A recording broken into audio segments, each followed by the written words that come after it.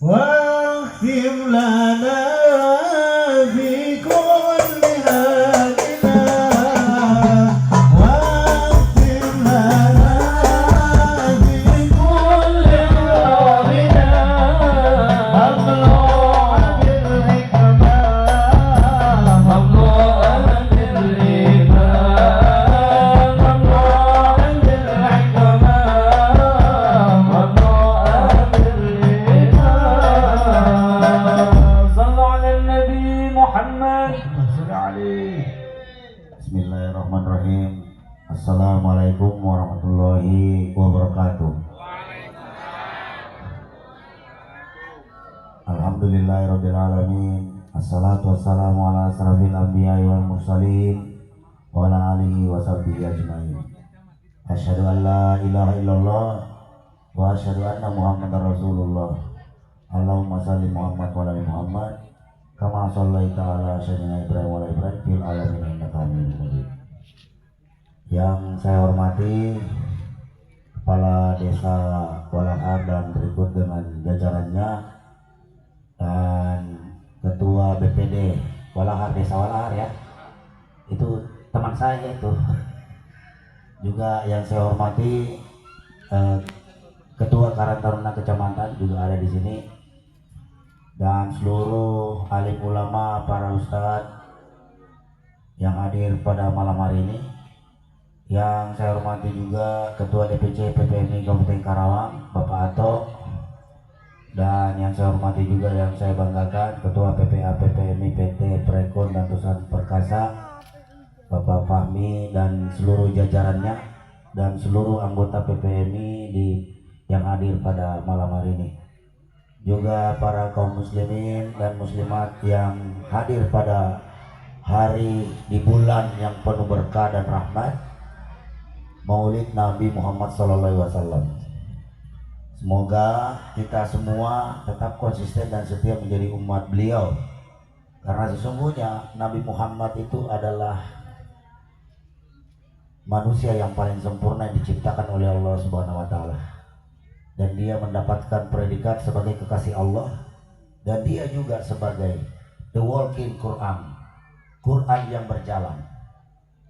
Dalam memperingati Maulid Nabi ini, saya berharap kita senantiasa mengambil hikmah, mengambil pelajaran dari sirah nabawiyah, sejarah-sejarah beliau, bagaimana beliau dari kecil, remaja, dewasa sampai meninggal. Itu adalah menjadi contoh dan suri teladan kita, dan seluruh dunia mencontohkan itu. Hari ini kita saksikan peta global internasional hari ini di negara-negara belahan Eropa, di sana daerah barat, hari ini berlomba-lomba mereka memeluk ajaran Islam, karena baru mereka menyadari 1400 tahun yang lalu, ketika hari ini negara-negara Eropa, negara-negara barat yang terus mendeklarasikan terkait perjuangan hak asasi manusia, ternyata mereka terkaget-kaget setelah membaca Al-Quran dan mempelajari riwayat Nabi Muhammad. Beliau sudah melawan perbudakan, menegakkan hak asasi manusia sejak 1400 tahun yang lalu. Dia membebaskan Bilal. Itulah pembebasan perbudakan pertama yang dilakukan di dunia ini 1400 tahun yang lalu. Baru kali ini PBB, Perserikatan Bangsa-Bangsa, mendeklarasikan hak asasi manusia, padahal itu pekerjaan yang terlalu sudah 14 abad yang lalu sudah dilaksanakan oleh Nabi besar kita Muhammad Sallallahu Alaihi Wasallam. Betapa mulianya beliau. Jadi kenapa beliau waktu kecil masih kandungan, ayahnya meninggal, kemudian berumur 6 tahun ibunya meninggal, dipelihara oleh pamannya, ya kan? Kemudian menikah, kemudian diangkat menjadi nabi, karena Allah akan mengangkat dia menjadi dari Makkah. Begitu banyak penderitaan yang beliau lalui di masa-masa kecilnya. Penderitaan itu adalah menggembleng mental Nabi Muhammad agar dia benar-benar menjadi pemimpin besar di dunia. Dan hari ini diakui Tokoh yang paling berpengaruh di dunia saat ini nomor satu adalah Nabi Muhammad SAW. Yang menyatakan itu bukan kita, orang kafir, orang Barat sana, orang Eropa menyatakan itu. Ada 100 tokoh di dunia ini, yang nomor satu paling berpengaruh adalah Nabi besar kita Muhammad SAW. Betapa bangganya kita. Tapi kita tidak bisa hanya sekedar berbangga diri kalau kita tidak menjalankan apa yang menjadi al Rasulullah. Hari ini umat Islam di Indonesia banyak yang miskin, banyak yang putus sekolah, banyak yang tidak ditanggung BPJS-nya, banyak yang di PHK. Kenapa? Karena dia tidak menjalankan apa yang menjadi tuntunan Nabi Muhammad SAW. Nabi Muhammad SAW mengajarkan kita amar ma'ruf nahi mungkar. Tapi yang banyak dijalankan oleh umat Islam di Indonesia cuma sampai amar ma'ruf. Nahi mungkarnya cicing wae. Sare wae di imah. Makanya hancur dah. Benar tuh? Pajak naik, cicing, ya kan? Akhirnya masyarakat kita terjebak oleh judol dan pinjol. Benar tuh? Fakta eta. Nah, kalau mau beresin, kemarin Prabowo udah launching tuh hari ini program pinjaman online di BRI. Bunganya 0%. Tinggal mendaftar aja di BRI, tapi Bank BRI. Hari ini juga tadi sudah digelontorkan dana dari Kementerian Keuangan kas negara sebanyak 200 triliun untuk menopang itu semua agar dana itu bisa diserap oleh masyarakat. Jadi kalau Anda ke bank, pinjam ambil uang di sana, tutupin utang-utang pinjol yang nanti ribut ditagih terus setiap hari. Pan stres. Pasya wae jeung pawajikan. Ya kan? Nah, itu yang harus diselesaikan. Ini fakta. Dan itu memang terjadi. Lebih banyak anggota saya juga ini anggota Prekon ini semua. Banyak yang pinjol. Sekaligus sosialisasi ini, Bu. Jadi PPMI hadir di sini insya Allah karena organisasi Serikat Buruh satu-satunya di dunia ini yang memiliki asas Islam sebagai landasan perjuangannya. Insya Allah doakan kami untuk tetap amanah dan istiqomah. Ya, kalaupun orang bilang PPMI tukang demo, teroris, ya kan, ngamuk wae, pasnya wae, tutup jalan tol ini, itu adalah pandangan umum yang sebenarnya dia tidak ketahui bahwa asal muasal setiap langkah yang dilakukan PPMI pasti ada sebabnya, ya kan? Karena kami dalam rangka itu tadi nahi mungkar. Kalau amar ma'ruf semua bisa. Nah, kita berharap dengan acara maul ini bisa menggugah kembali semangat-semangat kita semua untuk bisa juga sebagai umat terbaik dari Nabi besar kita Muhammad SAW untuk benar-benar menyatakan berani memperjuangkan nahi mungkarnya, melarang kemungkaran. Karena kehancuran satu kaum karena merajalelanya kemungkaran. Karena tidak berubah nasib suatu kaum jika bukan kaum itu sendiri yang mengubahnya. Jadi kalau kita mau berubah dari miskin menjadi sejahtera, itu perlu pergerakan, perlu perlawanan, perlu perjuangan. Dan itu dituntunkan oleh Nabi Muhammad SAW. Nah, sayangnya juga, maaf ini saya agak kritis juga terhadap banyak juga kita, ustaz-ustaz kita, ceramah di atas podium juga, ya kan, melawan kemungkaran juga takut juga. Padahal yang ditakuti hanya Allah Subhanahu wa ta'ala.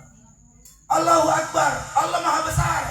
Presiden kecil, menteri kecil, gubernur kecil, bupati kecil, diri kita kecil. Yang besar hanya Allah saja. Kenapa mesti takut? Kalau Anda takut kepada saya, maka Anda musyrik. Jangan ngaku jadi Nabi Muhammad, umatnya Nabi Muhammad sallallahu alaihi wasallam. Iya. Kalau Anda takut memperjuangkan nahi mungkar, maka jangan mengaku umatnya Nabi Muhammad SAW.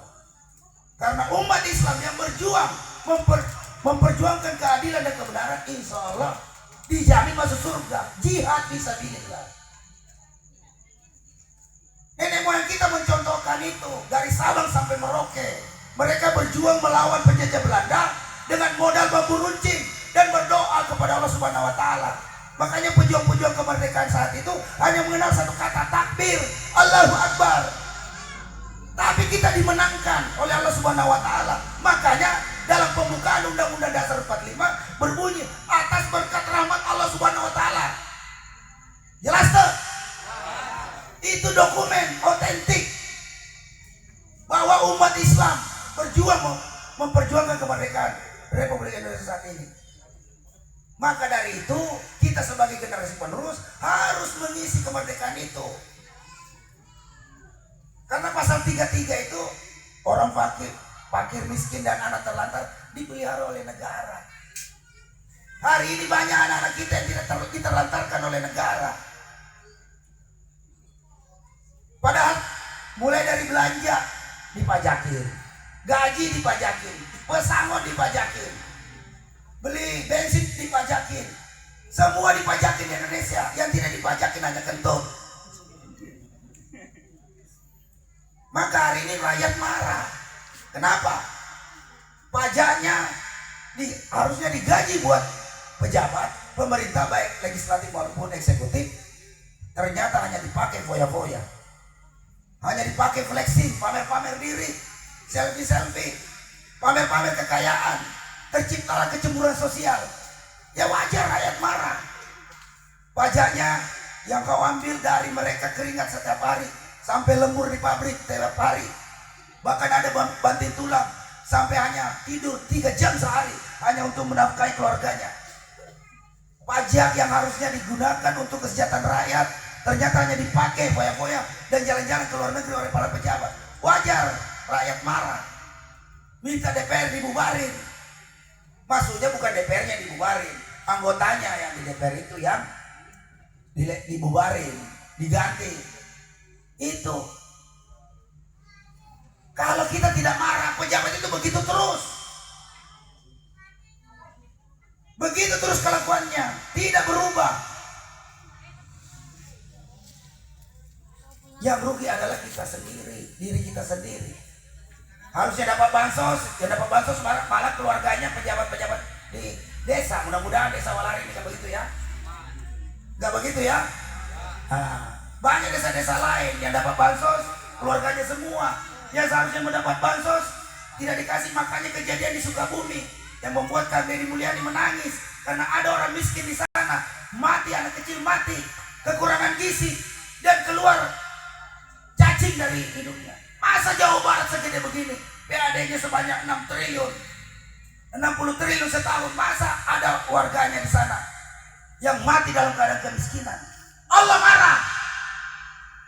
Allah marah.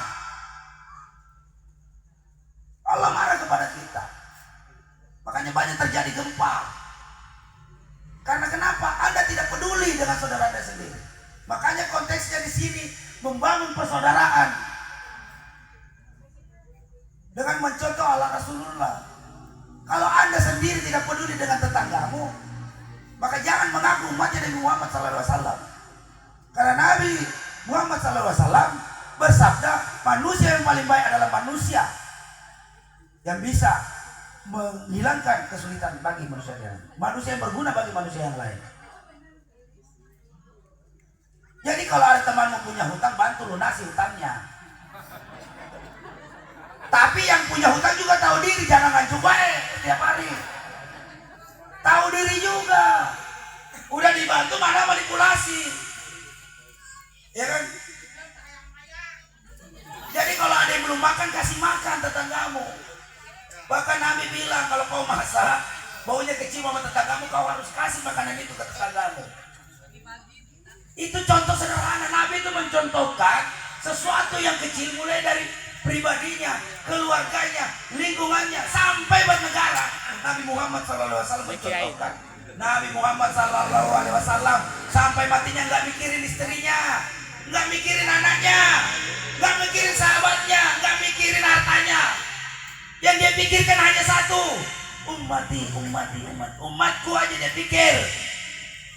Hari ini jadi pemimpin, jadi presiden, anak Nawai dipikir jadi wapres, jadi gubernur, jadi wali kota, jadi bupati. Itu bukan contoh yang dicontoh oleh Nabi Muhammad SAW. Ini sekarang dijalankan, ngaku sebagai agamanya Islam, tapi tidak mencontoh apa yang dilakukan oleh Nabi Muhammad SAW. Begitu kenyataannya, itu yang terjadi. Makanya menjadi pemimpin itu berat. Nah, maka dari itu saya tidak mempanjang kalam, saya khawatir nanti bisa 1 jam nanti kewajiban. Mungkin saya akhiri saja. Terima kasih sekali lagi. Acara ini bisa terlaksana dengan baik dan saya apresiasi karena mungkin ini juga menjadi karena rutin dilaksanakan oleh PPMI Prekon. Ini juga kegiatan Maulid Nabi ini banyak juga dilaksanakan oleh teman-teman PPMI yang di Medan, yang di Kalimantan Timur, di Jawa Tengah, Jawa Timur, Lampung, Sumatera Selatan, dan tapi di Karawang ini Jawa Barat.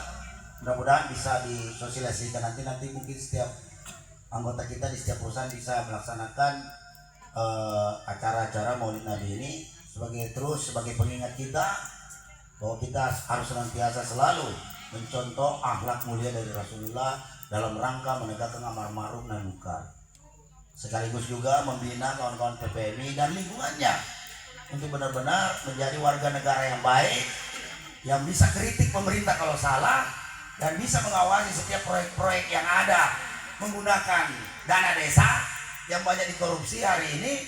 Itu harus diawasi agar bisa terwujud keadilan sosial bagi seluruh rakyat Indonesia. Demikian, terima kasih. Assalamualaikum warahmatullahi wabarakatuh.